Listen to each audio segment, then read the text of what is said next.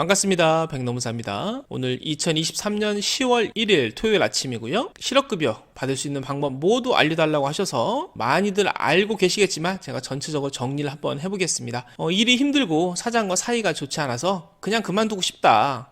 그런데 실업급여 받으면 좋겠다. 그죠? 실업급여 받으면서 다른 곳 또 구직 활동하면서 그러면 좋겠죠. 그래서 질문을 주셨고요. 실업급여는 이제 구직급여라고 하는데 이렇게 조건이 총 4가지가 있습니다. 이거 만족하면 실업급여 받을 수 있는데요. 여기 뭐 당연한 거고 가장 중요한 거는 이직 사유가 비자발적이어야 돼요. 한마디로 스스로 그만두면은 사실은 받지 못합니다. 그렇지만 이걸 받을 수 있는 방법은 또 있겠죠. 스스로 그만두고 싶은 마음은 있지만 실제로 스스로 그만두시면 안 되고요. 그 방법들을 하나씩 소개를 하겠습니다. 해고를 당한다. 해고란 무엇이냐? 사장이 너 그냥 당장 내일부터 그만둬. 뭐 이유도 없습니다. 이유가 정당해도 사실은 상관없어요. 해고를 당하는 거 이게 비자발적인 거죠. 두 번째, 권고사직이라고 해서 단어를 보면 사장이 사직을 권고하는 거예요. 그래서 권고를 했는데 근로자가 알겠습니다라고 하면 그게 권고사직이 성립되는 거거든요. 이 말은 처음에 사장이 사직을 먼저 권고해야 돼요. 그만둬줬으면 좋겠다. 내일까지만 하고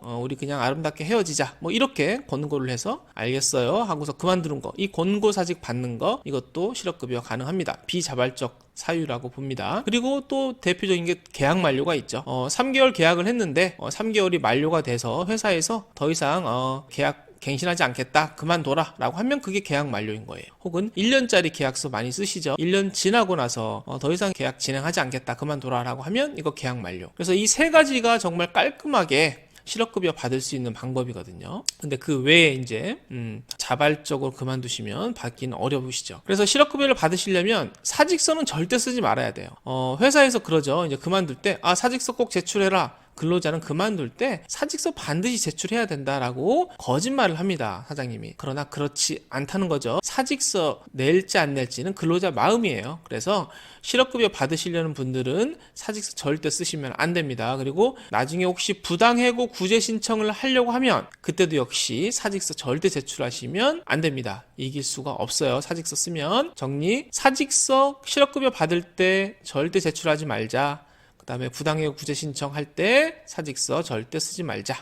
그리고 질병퇴사 많이 질문하세요. 질병퇴사. 아파가지고 그만두는 거는 이거 실업급여 줘야 되는 거 아니냐? 라고 생각하실 수 있지만 맨 위로 올라왔을 때 실업급여라는 것은 이렇게 재취업을 하기 노력을 적극적으로 구직활동을 해야 되거든요. 그리고 여기 보면 근로자의 의사와 능력이 있음에도 불구하고 아파서 취업 못하는 거는 안 됩니다. 그러니까 내가 건강한 상태에서 구직활동을 해야 실업급여 신청할 수 있거든요. 다시 내려와서. 그래서 질병퇴사 같은 경우 먼저 첫 번째, 이 사람이 몇 주 동안 치료를 받아야 된다는 의사 소견서가 있어야 돼요. 그다음에 두 번째, 시간이 이제 6주나 8주 시간이 지나서 회복이 되어서 일을 할 수 있다라는 소견서까지 있어야 됩니다. 그러니까 바로 실업급여 신청하는 게 아니죠. 네, 그래서 이런 과정이 필요하고 또 사업주의 확인서도 필요하기 때문에 질병퇴사는 쉽지 않다. 자세한 문의는 댓글로 좀 주시면 되겠습니다. 자, 사유가 없는데 억지로 만드는 거는 위험하죠. 네, 부정수급이 되니까 억지로 이제 짬짬이 사장하고 서로 공모해서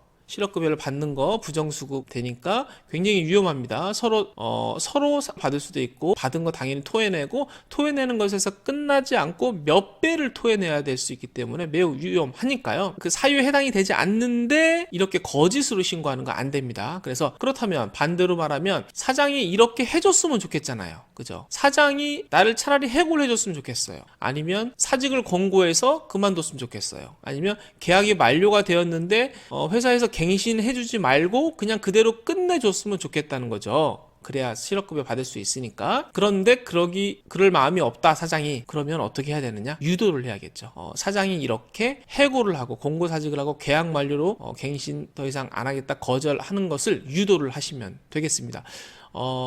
유도를 어떻게 하느냐?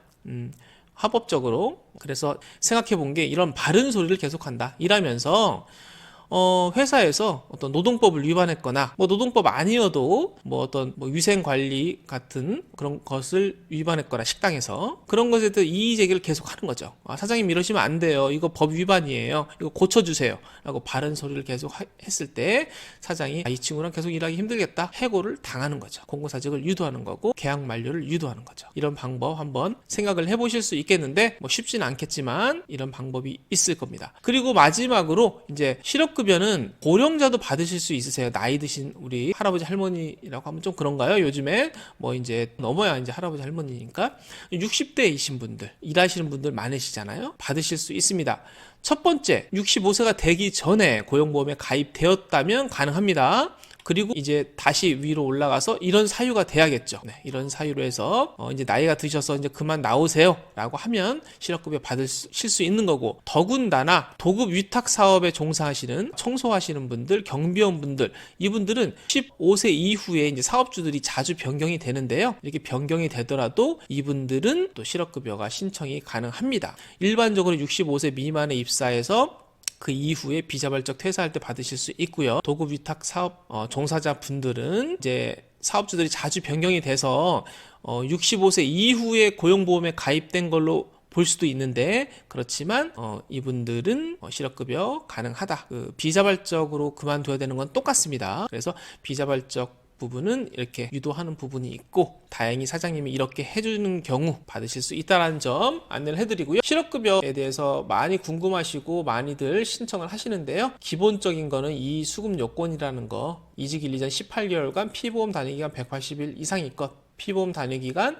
보통 7개월 정도 되면 됩니다. 주 6일 근로자는 6개월이면 되고요. 네, 그리고 이렇게 마지막으로 비자발적 사유여야 한다는 점 안내해드리고 마치도록 하겠습니다. 감사합니다.